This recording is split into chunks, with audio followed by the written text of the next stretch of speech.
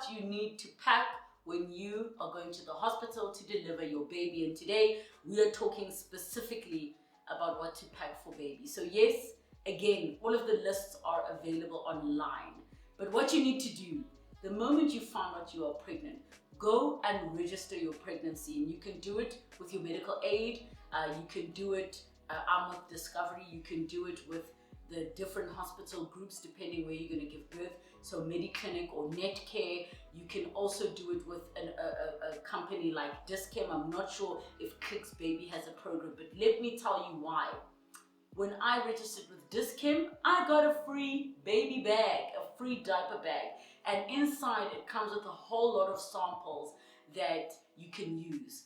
These samples were so amazing because in my son's nappy bag, it's so much easier to travel with a tub that small of bum cream or a tub that small of aqueous cream. And it just so happened that other than getting an opportunity to try and sample the different brands you may not have been aware of, it just makes it easier than carrying Vaseline Egana, aqueous cream Egana. You've just got smaller versions of everything and then you have a bag. And I've seen so many parents that are using the bag that came from Dischem, the bags that come from your Mediclinics, for example. So register your pregnancy so that you can get access to those things and use those bags so you're not spending money. Save the money that you can. Now, the list of what to pack for baby will tell you about how many baby grows, receiving blankets, diapers, blah, blah, blah. Let me share with you the things that I did that the list didn't tell me. One of them is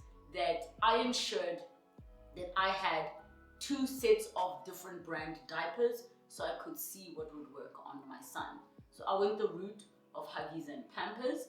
I had asked so many moms which brand is better for little boys, and some people say, oh no, Huggies is better for boys, Huggies is better for girls, Pampers is better for... You've got to figure it out for yourself.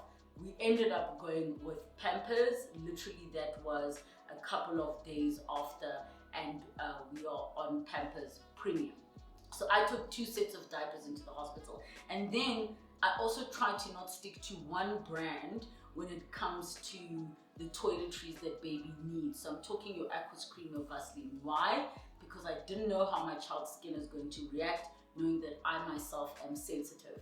In the case of my son, he was in hospital for almost a week and he was in ICU. Please know in ICU they are just in diapers. They're not even wearing clothes. So the clothes that were needed were just for him to go home, a going home outfit.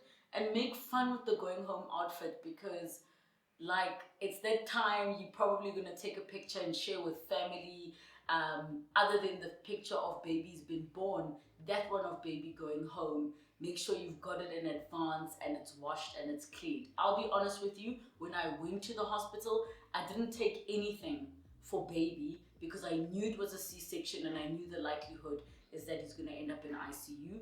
Also, it was emergency. There wasn't really enough space, so the agreement was worst case scenario, somebody will drop off the bag of baby's things as and when they are needed. I think I just had the very basics of diapers and all those things. So come time when you're about to go deliver, they ask you for a diaper that you have to give. If you don't have, the hospital has, but again, keep in mind, doesn't mean it's free. They are probably charging you for it. So the outfit is a big one. You need a car seat. By law, you need a car seat to pick up your baby from the hospital. I didn't have a car seat when baby was born. I didn't. And at the time, my niece had recently been born. She had a car seat, so I was able to get away with not having a car seat. Again, I still thought I had a whole month to prep for the baby. And then the baby was like, nope, it's time to come and meet you, mom and family and dad and all of you. So the car seat is important because, and I can speak for Garden City Hospital, and I think this applies to many private hospitals. When they release the baby into your care, as in you are now discharged, it's time for you to go home, somebody walks with you and the baby to your car so they can check that there's a car seat. They actually don't release the baby to you without a car seat. So make sure that that is sorted out before.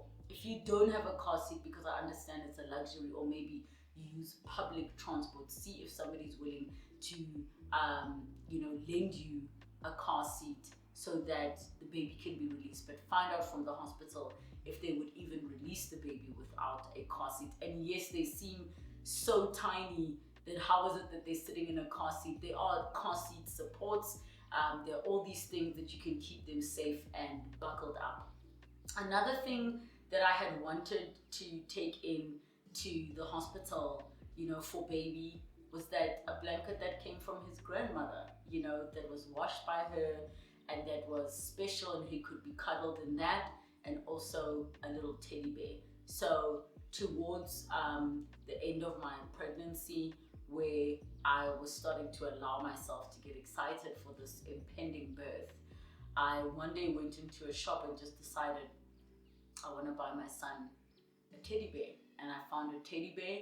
He still sleeps with it today, and that's the one that went into his hospital things. It's just something from mom, something from granny. I think part of his outfit was done by my sister. I can't recall, but it was just a whole lot of things from family and loved one. And we love blankets in winter. There were blankets from both grannies and aunties and all of those things. And I loved the idea that he was able to have all of the things from all of the people that love him around him. So check the list as to what to pack for your baby. I would say the things that the list doesn't tell you about are sentimental, cultural, or religious things.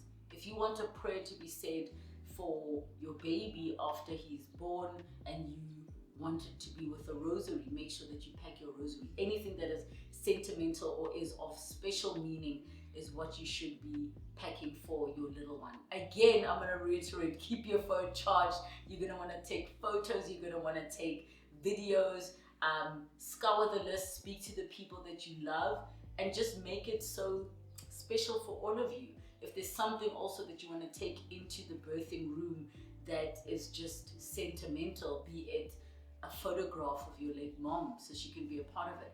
Those are the things that you really need to think about as what are the sentimental, culturally significant, religiously significant things I would want in the room. The lists are there to tell you all the stuff, but the lists don't tell you are the things that you will be able to hold on to, like your heart psychologically, and then one day you can tell your child all about it. And if of course you're choosing to do something like me, like keep my placenta, take the container with you to the hospital. So is there anything that you packed specifically for your child when you were going to deliver in their hospital bag? Is there anything maybe I didn't mention that you think needs a special shout out? Maybe you take a poem that you've written, maybe you take a prayer, maybe you take a Bible. I don't know what. Share down below and ask any questions you may have of myself and my experience. Thank you so much for watching this video. Continue to subscribe and watch all of the content available on the channel, and don't forget to hit the notification bell.